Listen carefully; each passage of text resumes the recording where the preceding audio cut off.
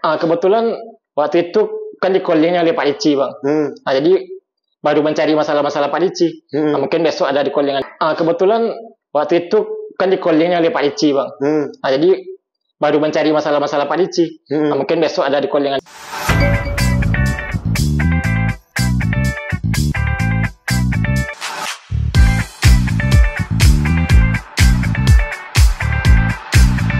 Baik, assalamualaikum warahmatullahi wabarakatuh. Kembali lagi dengan saya Raffi Aditya di Temu Tamu. Nah, kali ini kita kedatangan seorang komika dari Batu Sangkar dan cukup unik perjalanan hidupnya karena sama-sama nanti kita lihat tamu kita berjuang hidup walaupun dengan keterbatasan yang ada, tapi tetap menghibur para penikmat komedi, khususnya di stand up komedi. Nah, juga beliau backgroundnya seorang sarjana psikologi dan wisuda setahun atau 2 tahun yang lalu, dan konon kabarnya juga banyak didekati oleh para wanita-wanita cantik. Nah, kita sambut tamu kita, yaitunya Yuka. Assalamualaikum Yuka. Waalaikumsalam. Nah, Yuka berarti kuliah di mana? Di UIN Muhammad Yunus Batu Sangkar.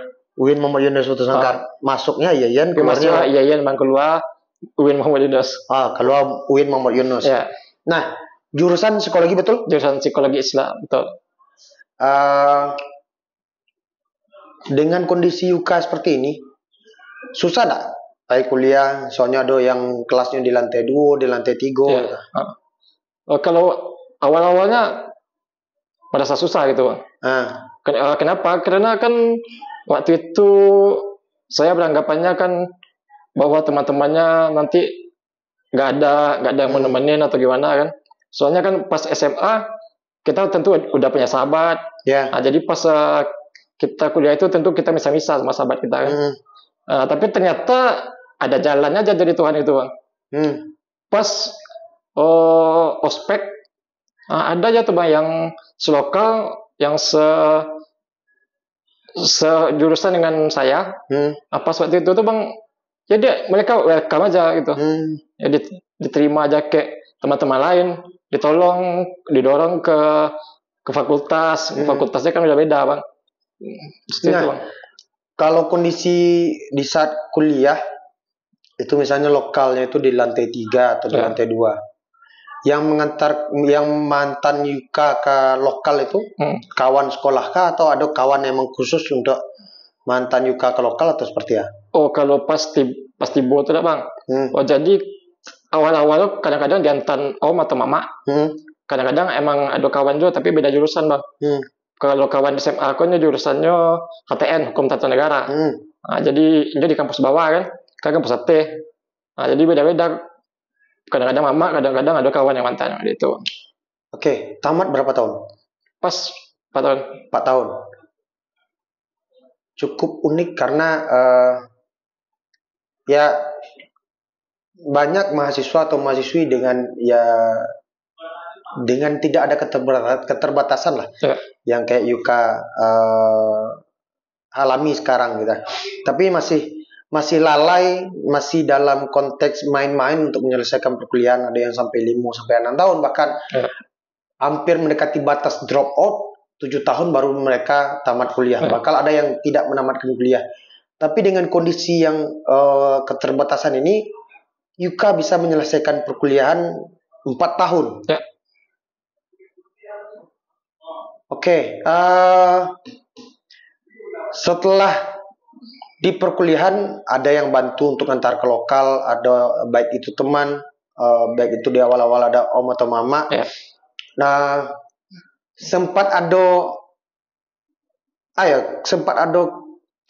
kesusahan enggak di waktu perkuliahan bagi Yuka Rason? Kalau Yuka pribadi enggak, bang. Pas kuliah tuh kesusahan pasti ada. Tapi acara bakawan, di situ yang dimudahkan, bang. Pandai bakawan pasti gampang melakukan segala sesuatu itu. Ada momen enggak, misalnya kuliah di lantai 3 dan kuliahnya mulai jalan tapi Yuka masih berada di lantai dasar? Ada. Nah, jadi pas itu kebetulan di fakultas sekarang ada bang, tidak ada jalur landai aturan kan ada jalur landai itu disabilitas. Iya. Apalagi ya kan dulunya termasuk menerima mahasiswa yang inklusi. Iya. Aturan ada tuh bang, tapi siapa di fakultas kan ada. Berarti di kampus Yuka yang fakultas Yuka untuk yang mahasiswa disabilitas yang jalan landainya tidak ada. Ya.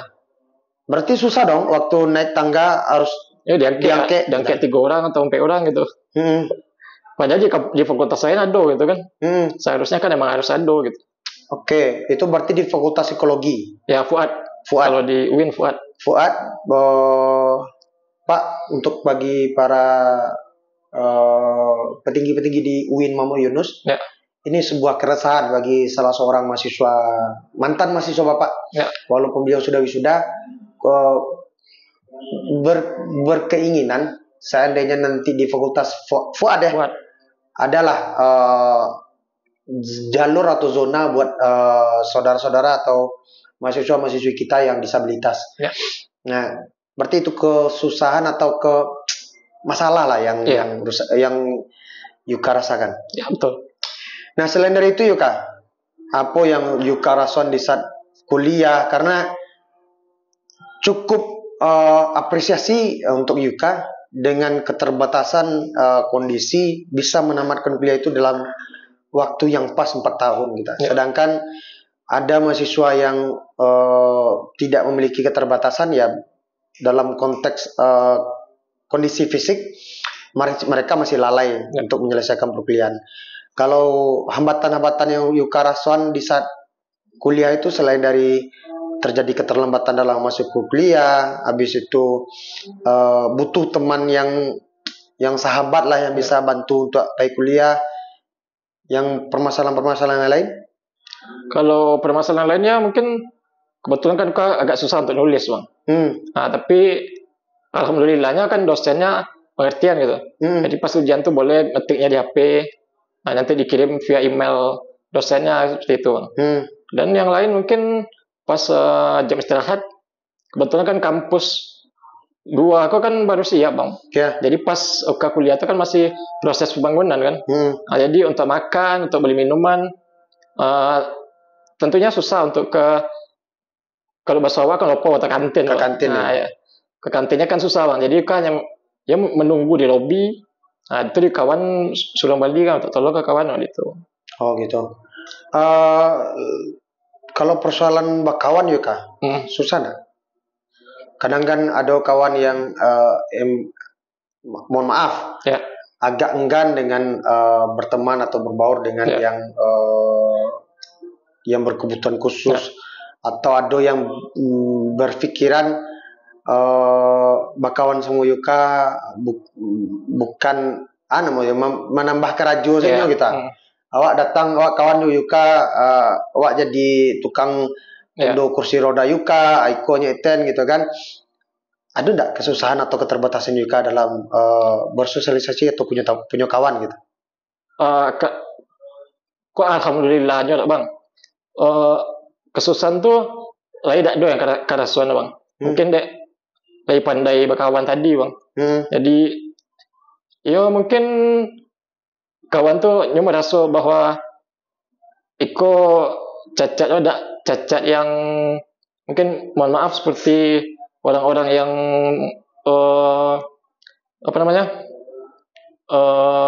Down syndrome, terus susah diajak bicara, mungkin enggak bang.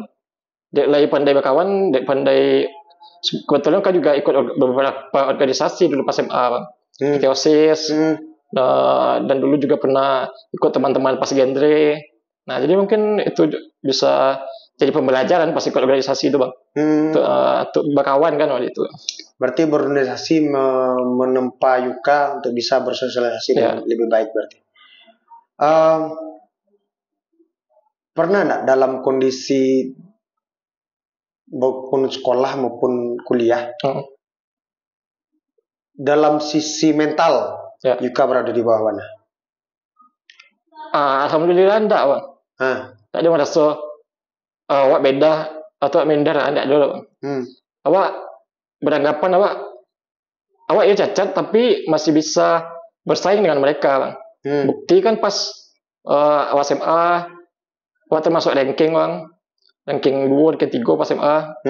Pas kuliah ya IP di atas 3,5 taruh, Bang. Jadi tak ada awak beranggapan untuk minder dalam organisasi ataupun berkawan. Alhamdulillah tak ada. Oke, berarti untuk berpacu dalam otak atau berpacu dalam intelektual, Yuka bukan kaleng-kaleng. Ya, insya Allah. Tapi kecuali dia diajak pacu lari-lari. Kecuali itu susah. Nah, mohon maaf sebelumnya. Nah, tapi Iko Yuka, ada enggak image bagi kawan-kawan kan untuk menjadi teman atau sahabat Yuka, kok kan dalam konteks bakawan, kan emang butuh niat yang berlebih atau niat yang emang tulus lah untuk berkawan sama Yuka, untuk jadi sahabat seorang Yuka. Ada enggak image bagi orang-orang yang lain atau yang sentimen lah mengecewakan orang yang berkawan di Yuka itu emang berkawan karena faktor finansial saja gitu, dia karena memanfaatkan PT saja gitu. Ada nggak image seperti itu di yang Yuka Danga atau Yuka Rasuan gitu? Ya kalau Danga-Danga tentu ada. Beranggapan kawan-kawan tuh hanya mengambil kesempatan dalam kesempitan seperti itu. Jadinya beranggapan awak ke royal, banyak PT mungkin kasarnya gitu, Bang. Tapi ya udahlah, anggapan mereka salah, Bang. Kalau ada awak. Soalnya persahabatan itu kan tak dinilai dari uang, tak dinilai dari PT, Bang. Pasti awak pandai merasa kan, kok sahabat awak, kok hanya kawan awak, kan awak pribadi kan bisa nilai gitu. Ya. Nah, seperti itu. Oke. Karena otomatis dari yang Yuka Rasuan, yang kawan-kawan Yuka yang dekat dengan Yuka atau perempuan yang dekat dengan Yuka, Yuka secara pribadi merasakan mereka tuh dekat dengan Yuka atau berteman dengan Yuka pure karena persahabatan, ketulusan. Tidak ada embel-embel persoalan duit atau uang berarti. Nah, kita dapat juga informasi dari tim kita gitu, tim kita Yuka gitu. Selain dari seorang sarjana psikologi, Yuka dulu pernah memulai karir lah dari cover lagu.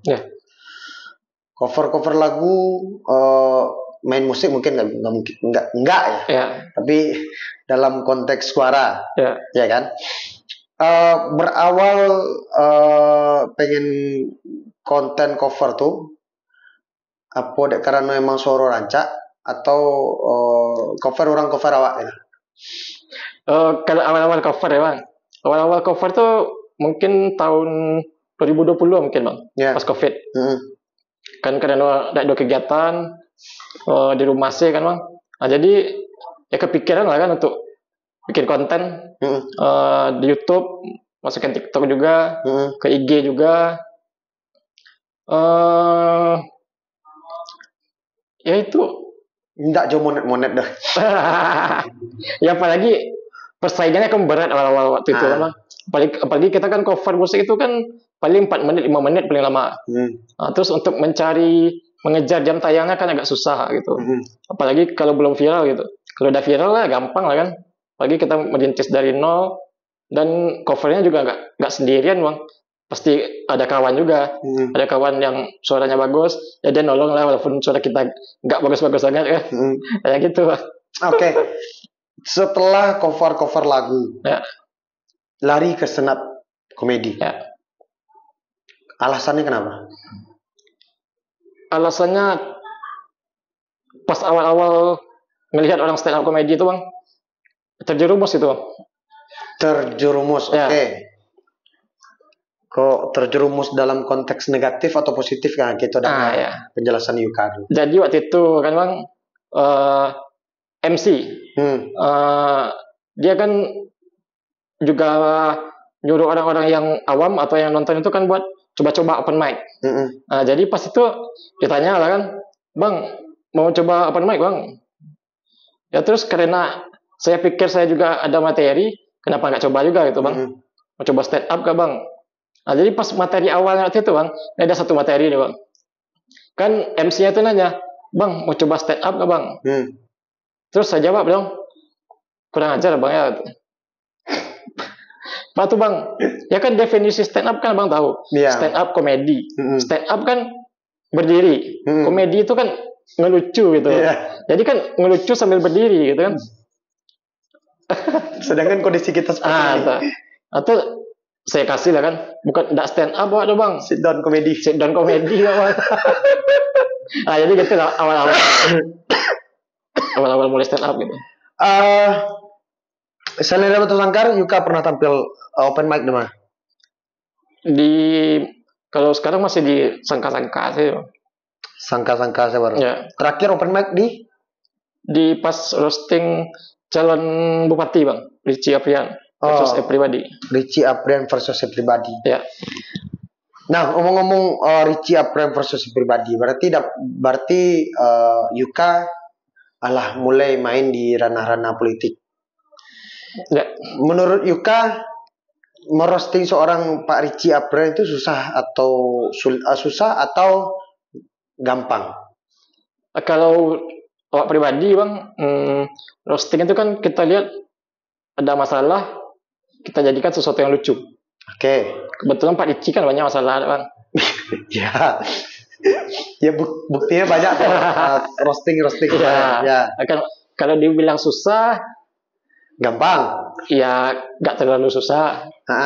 Dibilang susah, ya nggak juga sih bang. Oke. Salah satu materi roasting Yuka waktu yang di Richie versus Everybody itu apa? Salah satu. Boleh sih bang. Jangan tapi jurang bang. Nggak. Jadi waktu itu kan pas saya posting di Instagram untuk kan ada pamflet untuk roasting Richie Aprian versus Everybody. Nah, jadi di komen lah di kawan awak di situ bang. Weh kawan, kau ngeri mah aja. Calon bupati mah aja. Kau tak takut bermasalah kawan. Tuak balik bang. Apa lo kan balik mau roasting Richie kan? Yang balik itu kan badan Pak Richie. Iya. Roasting kan tak balik. Nah. Apalagi dengan kondisi awak menurut kau ya. Ada baca ada kondukung Richie. Boleh diduduan lah kan. Semua sakit lah pada kau.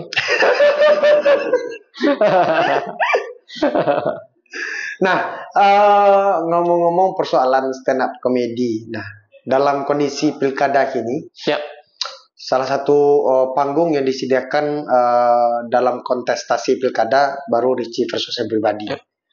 Dan menurut kacamata Yuka, kondisi pilkada Kabupaten Tanah Datar menurut Yuka apa kondisi ini?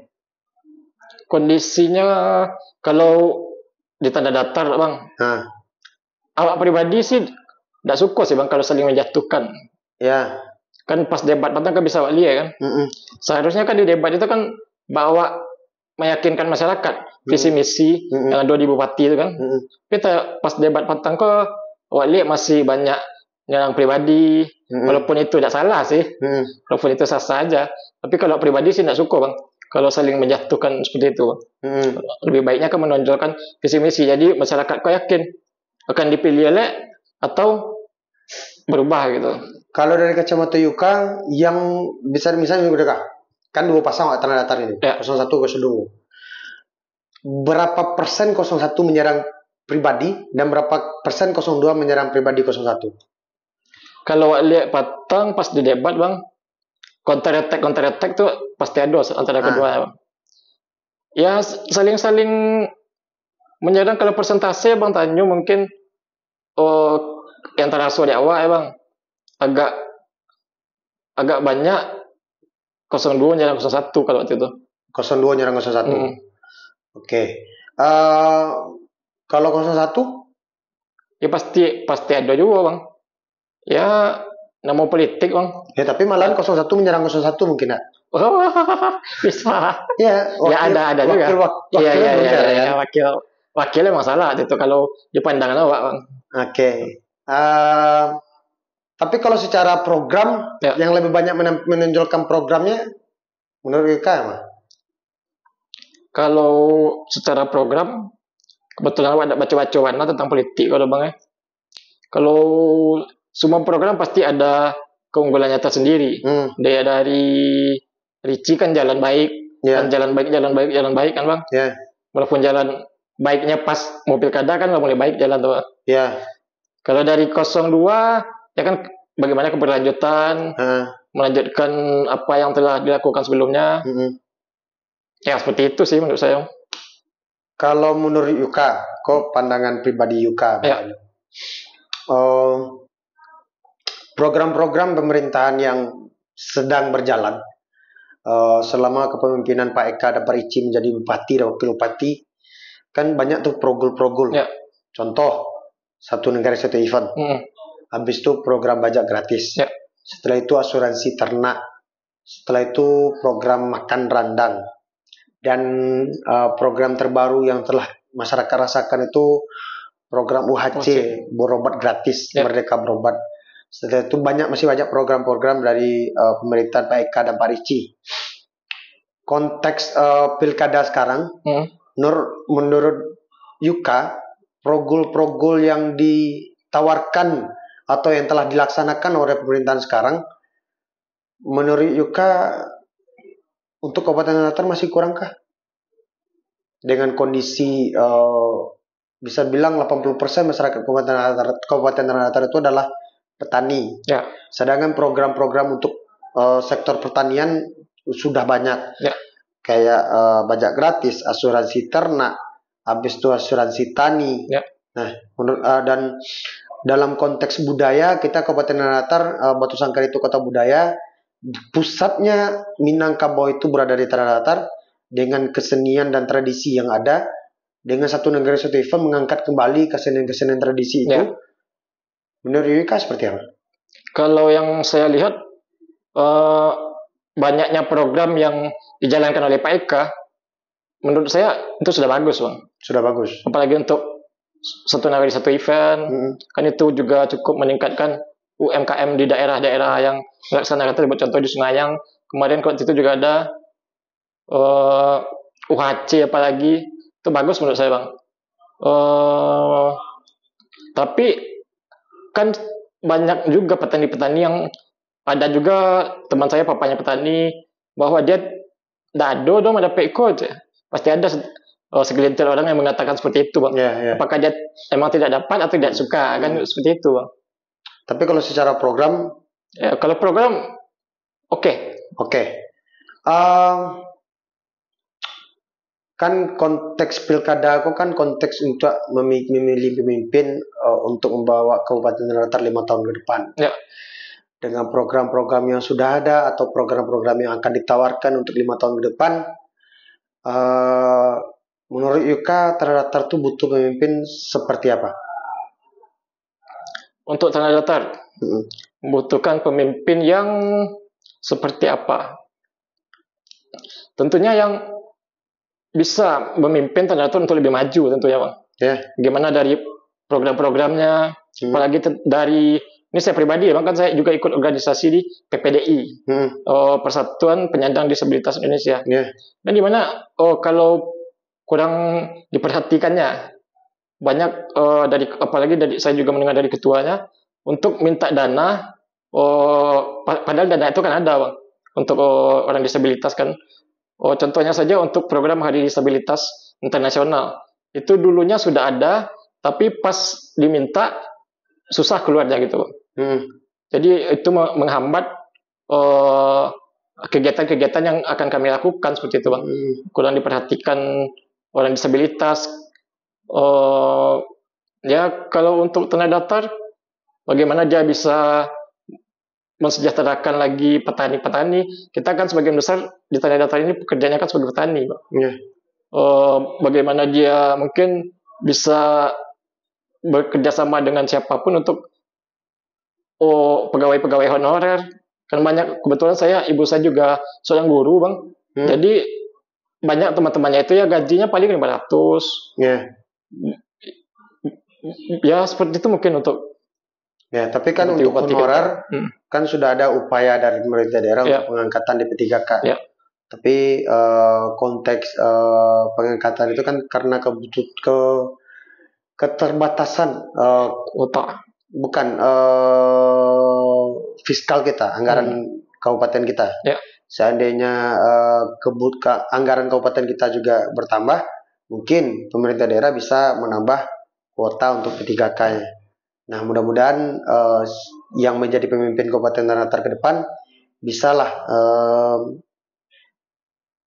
memberi perhatian khusus untuk saudara-saudara kita yang disabilitas. Ya. Seperti yang apa disampaikan tadi, mungkin bupati atau wakil bupati yang memimpin sekarang, informasi-informasi seperti ini tidak sampai ke beliau. Nah, mudah-mudahan bupati atau wakil bupati menonton video kita bisa memberikan perhatian lah dan memberikan bantuan seperti apa yang diharapkan oleh saudara-saudara kita yang disabilitas ini. Nah, sebelum ke topik terakhir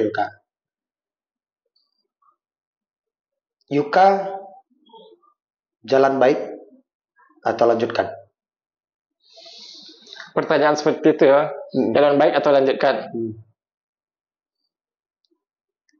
Jangan bilang karena jalan sudah baik makanya lanjutkan. Nah, soalnya itulah pernah keluar dari itu. Ya. Jadi agak plagiat Yuka jadinya. Kebetulan kalau pertanyaan seperti itu mungkin ada hak juga untuk tidak menjawab ya. Betul ya? Betul. Gak apa-apa kalau nggak jawab kan. Tapi lebih baik dijawab. Jalan baik atau lanjutkan? Pertanyaan yang menarik sih. Menarik lah. Karena mungkin di luar sana orang yang menonton temu-tamu masih ada yang belum menentukan pilihan. Mungkin karena melihat video ini seorang Yuka dengan keterbatasan yang ada, arahnya ke sini loh. Bisa menginfluence orang kan lebih bagus. Jalan baik atau lanjutkan? Ini secara pribadi ya, bukan saya pernah ikut acara orang atau dibayar oleh orang itu tentu tidak. Tapi ini secara pribadi saja. Kalau saya itu suka orang yang dia itu bisa menyampaikan dengan baik, dengan lugas di depan penontonnya gitu. Bagaimana dia berinteraksi, menyampaikan visi misinya dengan baik, tidak terbata-bata apalagi. Ya kalau saya untuk saat ini mungkin kita tunggu debat kedua dulu. Belum menjawab. Ya. Belum menjawab. Debat masih ada satu kali lagi. Debat masih ada satu kali lagi. Ya mungkin nanti sudah debat, mungkin pindah lagi ke yang satu, pindah lagi ke yang dua, kan kita nggak tahu. Kalau untuk sekarang, 01, 02. Kalau untuk sekarang. Kalau untuk sekarang masih jalan baik dulu. Jalan baik.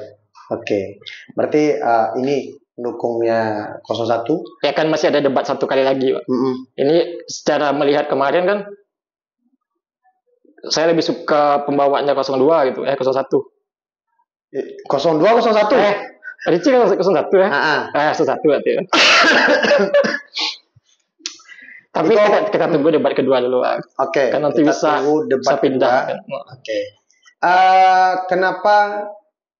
Apakah hanya karena alasan debat Yuka memilih 01 atau seperti apa? Salah satu debat itu kan fungsinya bagaimana masyarakat bisa melihat itu. Apakah 01 ini baik atau 02 yang baik? Tentu penilaian kita beda-beda tiap orang. Ya, debat itu mungkin salah satu faktor yang bisa menjadi acuan kita memilih nanti gitu. Oke. Berarti Yuka tipe pemilih yang memilih pemimpin itu dilihat dari visi misi. Salah satu ya. Salah satu ya. Berarti Yuka tahu visi misi visi misi 01? 01 kan bagaimana jalan baik. Pokoknya semuanya kan jalan baik, ada 8 visi kalau salah. Oke. 8 atau 9 visi misi. 10 jalan baik. Sekitar itu. Dan Yuka tahu nggak di 10 jalan baik itu tidak adanya unsur agama dan adat di dalam? Enggak tahu.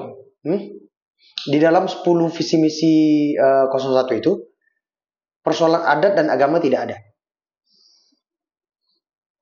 Berarti ini kan salah satu masukan dari Abang nih. Ya. Bahwa adat dan agama tidak ada di 01 ada kan? Di visi misi itu kan 01. Bisa jadi merubah nanti ke 02. Sedangkan karakter seorang Minang ini, karakter orang Minangkabau ini, yaitunya agama dan adat itu adalah menjadi sebuah karakter bagi masyarakat Minangkabau. Dan yang menjadi karakter di Minang ini itu tidak ada unsurnya, itu tidak ada dalam visi misi 01. Ini konteks visi misi yang didaftarkan ke KPU yang sah, yang didaftarkan KPU. Visi yang beliau bacakan di debat itu udah visi misi perubahan. Berarti Yuka tidak tahu terkait tentang itu. Kurang memperhatikan sepertinya. Kurang memperhatikan. Jadi setelah itu kan Yuka tahu tuh. Boleh Yuka cek di IG KPU terdaftar. Betul. Itu ada visi misi 2 pasang calon, dan di visi misi itu menjadi menjadi masukan bagi seorang pemilih untuk memilih pemimpin. Dan itu Abang garansi di visi misi yang terdaftar di KPU itu 01 tidak ada mencantumkan persoalan agama dan tidak ada mencantumkan persoalan adat. Nah, berarti Yuka memilih sekarang masih 01. Mudah-mudahan tetap memilih 01, memilih orang yang tidak mengutamakan karakter masyarakat Minangkabau. Kita tunggu debat kedua. Oke. Kalau pengen pindah kini rancak juga gitu kan. Mana tahu kita bisa menentukan pilihan. Deko Yuka pindah ke 02 apa pindah ke 01. Kita substitusi pemain. Karena 01 kayaknya lebih butuh orang yang macik mik model Abang. 02 lebih butuh Yuka. Bisa. Nah, kalau di saat Yuka disuruh ngerosting Richie Aprian, itu Yuka tadi menyampaikan Pak Richie itu kan banyak masalah tuh Bang. Makanya nggak lo susah-susah banado gitu, nggak lo gampang-gampang banado gitu. Yang susahnya paling mencari saking banyaknya yang tepi jurang, main nggak tepi jurangnya mungkin gitu. Bisa jadi menurut soalnya yang main ngeluar yang tepi jurang tuh yang mulut-mulut sampah kayak Dapai sama Lutfi lah. Itu emang sampah tuh. Nah, kalau di saat Yuka disuruh roasting Eka Putra, menurut Yuka susah atau gampang? Eka Putra. Ya kalau kita tahu permasalahan selama dia memimpin, gampang-gampang aja untuk membuat roastingan itu. Tinggal cari masalah aja. Tinggal cari masalah aja. Dan menurut Yuka seperti Pak Richie kah yang banyak masalah? Kebetulan waktu itu kan di callingnya oleh Pak Richie Bang. Jadi baru mencari masalah-masalah Pak Richie. Mungkin besok ada di callingan dari Pak Eka kan. Kita cari juga masalahnya besok. Oke, siap. Oke. Terakhir Yuka. Ya, terakhir aja Bang. Permintaan khusus untuk Yuka untuk bisa tampil di konten Sarengeh. Siap. Karena konten Sarengeh kini sedang mencari head comment banang. Emang kita pengen materi tepi jurang. Dan mudah-mudahan podcast Temu-Tamu dan Sarengeh bisa menjadi alternatif bagi masyarakat Kabupaten Datar dalam menentukan pilihan di 2024, khususnya 27 November 2024. Dan Abang mengucapkan terima kasih Yuka ala susah-susah payah kamari. Sama-sama. Bahkan Yuka mungkin salah satu orang yang sekaligus yang pernah di roasting oleh Cinta Laura. Pak tuh? Iyalah. Mana? Orang yang nak doang manga, orang yang nak sia-sia, tapi punya ajudan dan bodyguard gitu.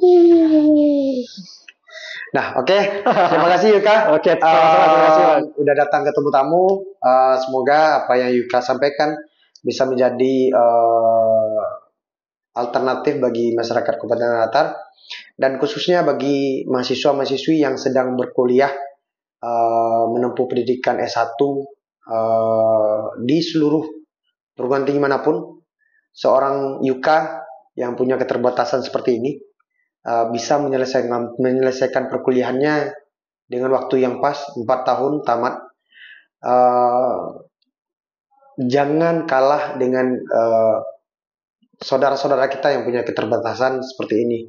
Sedangkan saudara-saudara yang di sana memiliki fisik yang sehat, lengkap, tapi masih main-main menyelesaikan perkuliahan. Bahkan ada yang sampai 5, 6, dan 7 tahun. Dan saya berharap cerita dari Yuka tadi, dinamika dia menyelesaikan perkuliahan, waktu dia menyelesaikan perkuliahan, sedih, susah, senang, dukanya yang beliau lewati bisa menjadi motivasi bagi kita menjalani kehidupan atau menjalani perkuliahan agar lebih fokus, agar lebih serius untuk bisa menyelesaikan perkuliahan di waktu yang tepat atau tepat waktu. Terima kasih. Assalamualaikum warahmatullahi wabarakatuh.